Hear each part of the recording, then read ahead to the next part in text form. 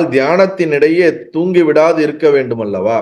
தியானம் பண்ணும்போது தூங்காம இருக்கணும்ல அப்படின்னு கேட்கிறாரு. பகவான் சொல்றாரு, தமோகுண தூக்கத்திற்கே நாம் இடம் கொடுக்காதிருக்க வேண்டும்.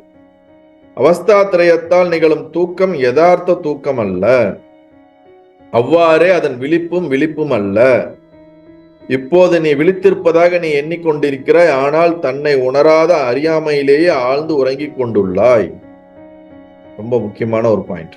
நான் ரியலைஸ்டு ஆகல, அறியாமையில இருக்கிற, அஞ்ஞானத்துல இருக்கிறதுனாலயே நீ வேக்கப் ஸ்டேட்ல இருந்தாலும் அது ஒரு இக்னரன்ஸான ஒரு தூக்கத்திற்கு சமமானதுதான். நீ கனவுல இருந்தாலும் அது தூக்கத்திற்கு சமமானதுதான். நீ தூக்கத்திலேயே இருந்தாலும் அது அறியாமை என்ற ஒரு தூக்கத்துல இருக்கிற, அறியாமை என்ற கனவுல இருக்கிற, அறியாமை என்ற விழிப்பு நிலையில இருந்துகிட்டு இருக்கக்கூடியதுதான். அந்த 3 ஸ்டேட்டையும் கம்பேர் பண்ணும்போது, 3 அவஸ்தையும் கம்பேர் பண்ணும்போதும் நீ ஒரு அது என்ன சொல்றது, ஒரு இக்னரன்ஸ் ஸ்லீப்ங்கிற ஒரு கன்சிடர் ஸ்டேட் தானே தவிர you are not in the fully wake up state அப்படிங்கிறார். எப்ப நீ உன்னை உணரும் பொழுதுதான் நீ வேக்கப்ங்கிற அந்த point, unless you are in the dark deep sleep தான். தன்னை உணரா அறியாமையிலேயே ஆழ்ந்து உறங்கிக் கொண்டுள்ளாய். அதனின்று யதார்த்தத்தில் விழித்து எழ வேண்டும். யதார்த்தம் என்றால் ட்ரூத்ல வரணும். அவ்வாறே அஞ்ஞான துயிலில் ஆளாது மெஞ்ஞான துயிலிலே நீ ஆள வேண்டும். இக்னரன்ஸ்னால நீ தூங்கக்கூடாது. இன்டெலிஜென்ஸ்னால, மெய்ஞானம் என்னது, ஆத்ம ஞானம். அந்த ஆத்ம ஞானத்தை உணர்ந்து நீ தூங்கினாதான் அது சரியான தூக்கம் அப்படிங்கிறார். மெய்ஞான துயிலே நீ ஆள வேண்டும். அதுல தூங்குறது தான் முக்கியம்.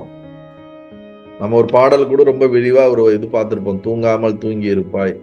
தூங்காமல் தூங்கி இருப்பது எக்காலம், சித்தர்களுடைய வாக்கு இருக்குது. சாதுவோம் ரமண மகரிஷியோட சீடர் ஒருத்தர் எழுதின பாடல் இருக்கு, தூங்காமல் தூங்குவேன் அப்படின்றது. ஸோ அந்த மாதிரி நம்ம மனம், உடல், இந்திரியங்கள் எல்லாமே மெஞ்ஞானத்தை உணர்ந்ததுக்கு அப்புறம் அது அமைதி விடுறதுதான் உண்மையான தூக்கம் அப்படின்னு சொல்றாங்க. அஞ்ஞான துயிலோ லயத்திலோ அழுந்தும் சித்தத்தை அதனின்று விழிப்புற செய்ய வேண்டும். வெளியே சிதறும் அனைத்தை தன்னிடத்தை அமைதி உற செய்ய வேண்டும். மனம் வெளிநோக்கி போறதை உள்நோக்கி திருப்பி அமைதியட செய்ய வேண்டும். ஆகவே மேலே கூறியவற்றின் பொருள் என்ன?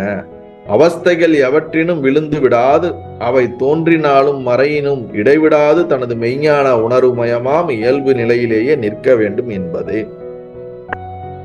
அவஸ்தைகள் எவற்றினும் விழுந்து விடாது. வேக்கப், ட்ரீம், டீப் ஸ்லீப், இந்த 3லயும் நீ விழக்கூடாது. இக்னரன்ஸா விழக்கூடாதுங்கிறாரு. அதுதான் முக்கியம். அடுத்த லைன், அவை தோன்றினும் மறையினும். ஆக்சுவலி நீ வேக்கப், ட்ரீம், டீப் ஸ்லீப்ல விழக்கூடாது. ஈவன் ஆஃப்டர் அது உனக்கு ஒரு அப்பியரன்ஸா உனக்கு தோன்றினாலும் மறைஞ்சாலும் நான்ற உணர்வு தனது மெய்ஞான உணர்வு மயமாம் இயல்பு நிலையிலேயே நிற்க வேண்டும் என்பதே. ஈவன் உனக்கு உலகம் தெரியப்பட்டாலும், ஈவன் உனக்கு வேக்கப், ட்ரீம், டீப் ஸ்லீப் ஏற்பட்டாலும் நீன்ற உணர்வானது as a கான்சியஸ்னஸா எப்பொழுதும் எஸ்டாப்ளிஷ் ஆகி இருந்துட்டேனாலே போதும். அது உன் முன்னாடி தோன்றினாலும் அதை பத்தி உனக்கு பிரச்சனை இல்லை. அது தோன்றாம போனாலும் பிரச்சனை இல்லை. நீ கனவுல இருந்தாலும் பிரச்சனை இல்லை. உனக்கு அதை பத்தி எந்த ஒரு ப்ராப்ளமும் இல்லை. You establish with yourself. கான்சியஸா நீ எஸ்டாப்ளிஷ் ஆகும் போதும், வேற ஒன்றும் தேவையில்லை அப்படிங்கிறார். அதுதான் ரொம்ப முக்கியம்.